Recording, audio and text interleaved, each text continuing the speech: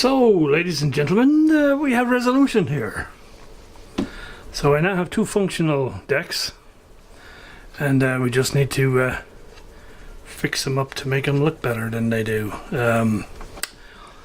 This one I was about to give up, and in the end what it turned out to be is, and I have yet to figure it out exactly, but these two wires here are from each channel of the record head, and this is these are the two that go off to the circuitry. These are the two equivalents that go to the channels on the record head.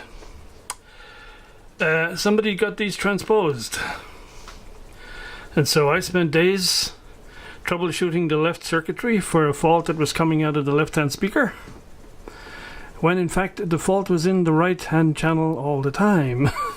So in the end what I'd done was I had run out of ideas completely, and so I thought, let's start over. And so I started basically disconnecting. So I disconnect what I thought was the left channel from here, and the fault would go away. Then I went to the amplifiers, to the record amp, disconnected the left channel there, the fault was still there, etc, etc. Finally I did a continuity between basically these two wires and the where they go into the bias oscillator card, and I found that the one that was causing the problem on the left hand channel was connected to the right channel in the circuitry.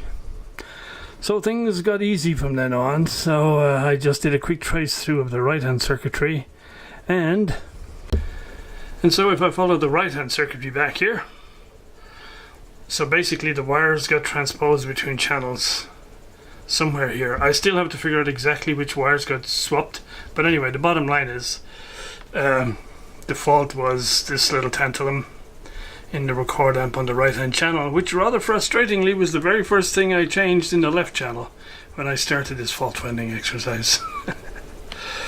So there we go.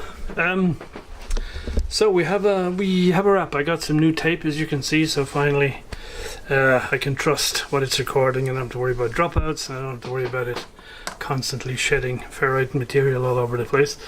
And so yeah, I think we might call it a wrap at this point. I've got to do some cosmetic stuff and a few setups. If I can find a test tape, I'll obviously do a bit more. Otherwise I'll just do the ones you can do without a test tape.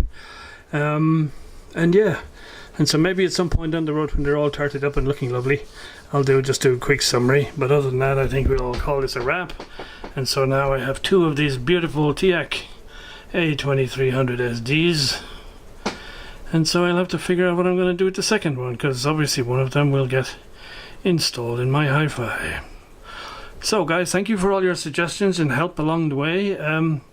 As usual, you can't account for, Bubba when he gets in here and does stuff without paying attention. And so yeah, this one definitely threw me, but we got there in the end. So that's it guys, thanks a lot, more to come soon.